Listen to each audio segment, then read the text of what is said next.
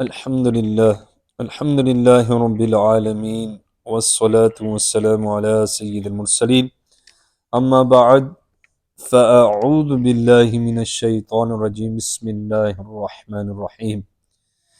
My dear Islam brothers and viewers of social media, let's recite salutations upon the beloved and blessed Prophet sallallahu alaihi wasallam. As-salatu wassalamu alayki ya Rasulullah وعلى آلك وأصحابك يا حبيب الله. الصلاة والسلام عليك يا نبي الله وعلى آلك وأصحابك يا نور الله. When entering the masjid, enter with your right foot and remember to mention the nafli itikaf. Alhamdulillah, you'll be able to sleep, drink and eat in the masjid, and Alhamdulillah, you'll also get free reward for reciting Nawaitu Sunnatal I'tikaf. The excellence of sending Durood and Salam: when a Muslim conveys 3 times Durood Pak in the morning and 3 times in the evening with love and devotion, Allah Almighty will forgive the sins, the minor sins he committed that day for the sake of Rasulullah sallallahu alaihi wasallam. Now, for major sins, you have to compensate for them sins. For example, if you deliberately missed your salah, you have to make sincere tawbah and you have to perform qaza.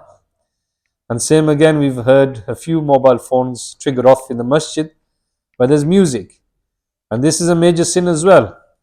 And to compensate for that, you should give some charity in the box, whether it's £3, whether it's £5. Like the scholars have mentioned that Alhamdulillah, your salah, if you're a person who performs his salah and you died and you entered the grave, there will be a special attire, a special thing that will come and do your hifazat in the grave from the punishment of the grave. Same sadaqah, your zakat, etc. Recitation of Surah Mulk. The Surah Mulk will protect you in the grave as well. So these are all forms of protection of your good deeds. And sadaqah, and obviously if you can't control your bad habits, then the sadaqah is a way to ask Allah for help and to correct your bad manners. May Allah Azza wa Jal give us ability to turn off our mobile phones when entering in the masjid, as mobile phone music tones are not permissible.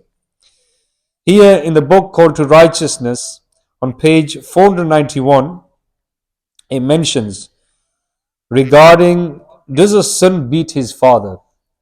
Obviously, we're coming to the end of times, and we're coming with children that are full of rage, and they shun their father, and they give more respect to their friends nowadays.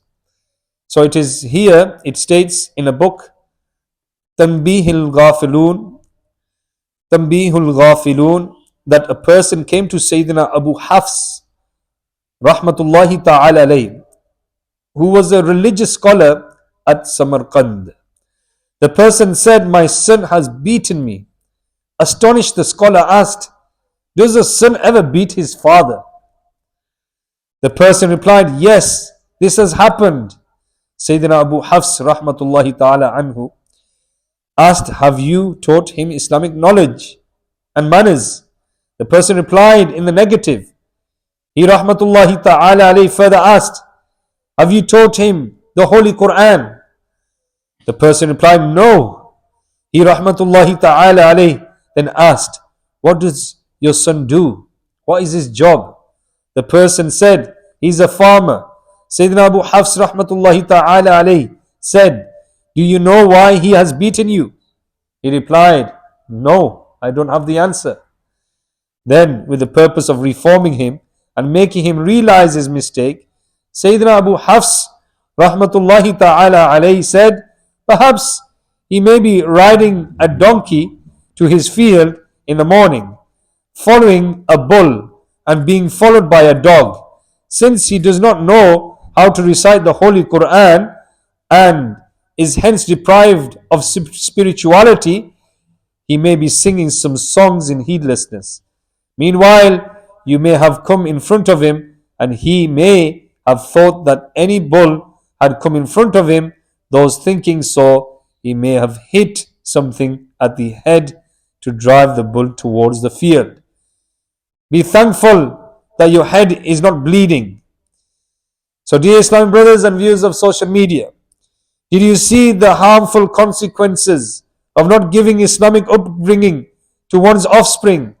Today, there would be countless such fathers who complain that their offspring swear at them, shout at them, beat them, and threaten to turn them out.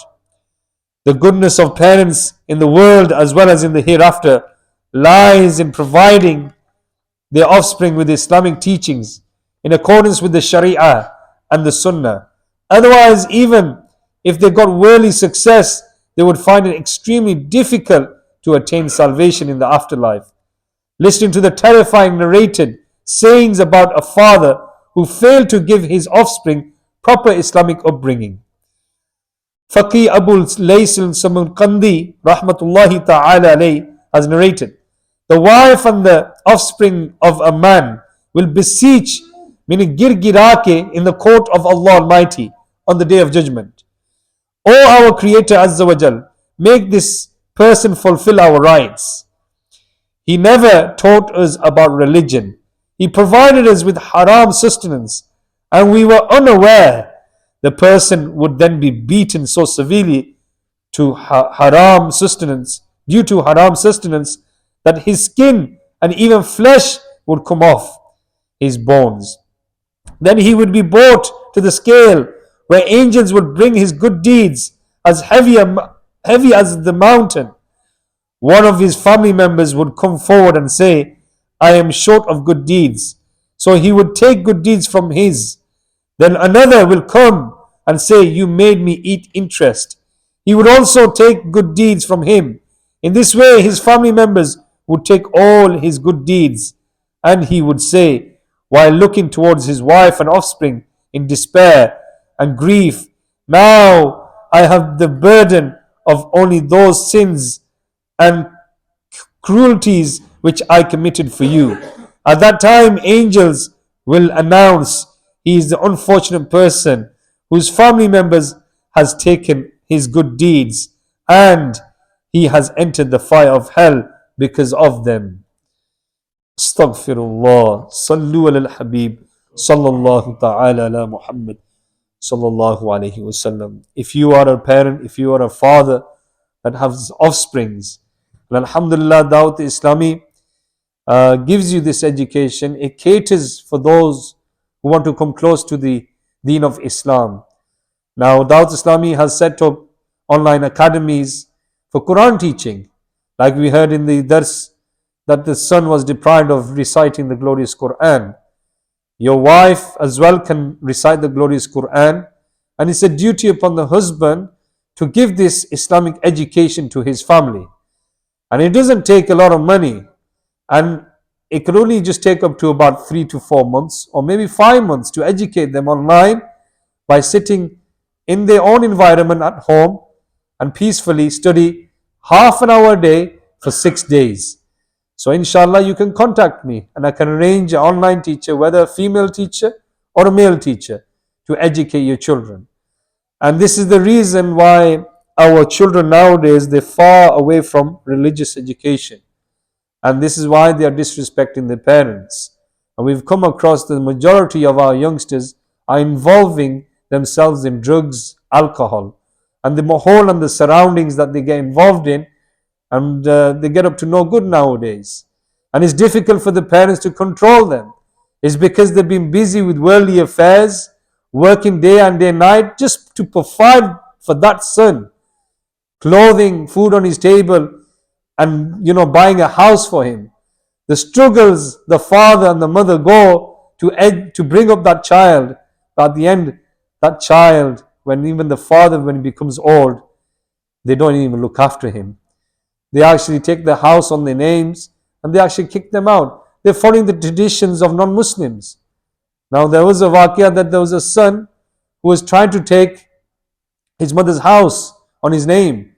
So her mother went on holiday, she was old, so he thought she'll end up dying there. I'll just take the house and write it on my name. When she got back, she was surprised that the house was on for sale. So these things are happening. And we also seeing children beating up their mothers just for money. Either whether they've got an addiction, they want to buy something, mother's trying to control them. This is not good for you, don't buy this. But then he starts beating his mother up. This is lack of Islamic education. So alhamdulillah, if you bring them to the Mahal of Dawateislami, the weekly Sunnah inspiring Ijtimas take place every Thursday at 8 p.m. Bring them here. And inshallah, when the mindset develops, slow by slow, then they can travel on the Madani Qafila for 3 days. They can travel with yourselves like a holiday, for 3-day holiday. We book like major holidays. We go to Morocco, Turkey. We go to different parts of the world for our entertainment. Why can't we take them for 3 days on a Madani Qafila?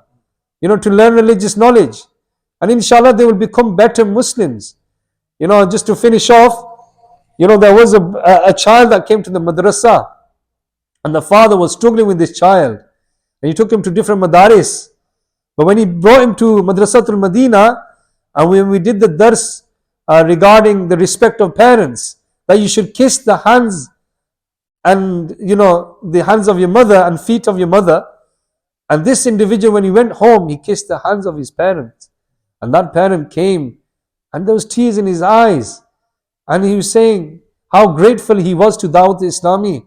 He said, I've never felt my son kissing my hands like this before. And I've struggled with him. And he was very grateful that he's come in the Mahal of Dawat-e-Islami. So may Allah Azza wa Jal bless you and give you the ability to take time out for your children, to do dars at home with them, inshaAllah, and tune into Madani channel Sky 746. Today we're going to have the Silsila of Madani Muzakara. It's also a Madani request that you join us in the live viewing as well. Ameen. Alhamdulillahi Rabbil Alameen. Wassalatu wassalamu ala Sayyidil Mursaleen. Jazallahu anna Muhammadan ma huwa ahluh. Oh Allah Almighty, accept our Salat al-Zuhr. Accept this dars in your court. Ya Allah, rectify our deeds. Ya Allah, if we made any mistakes, sins we've committed, we ask Tawbah in your bargah. Forgive us. Ya Allah, make us close to Rasulullah sallallahu alaihi wasallam. Oh Allah Almighty, give us ability to educate our children according to the Quran and Sunnah. Ya Allah, give us the ability to spare time for our children and to educate them. Oh Allah Almighty, protect us from the fitna al-Masih al-Dajjal. Protect our Muslim brothers in Kashmir, Palestine, Bayt al-Muqaddas, Masjid al-Aqsa. Those who are suffering from oppression, remove the oppression and raise the flag of Islam and disgrace the enemies of Islam. Ya Allah Azza wa Jal, forgive the mistakes of dars. Ya Allah Azza wa Jal, grant us knowledge of Islam and enlighten our hearts, enlighten our faces. Ya Allah Azza wa Jal, make our accountability easy. Those who have departed from this world, grant them bakshish, remove the torment in the grave for them, and grant them the highest level of paradise. Sallallahu ta'ala ala Muhammad sallallahu alayhi wa sallam. Subhana rabbika rabbil izzati amma yasifun. Wassalamun ala al-mursaleen. Walhamdulillahi rabbil alameen.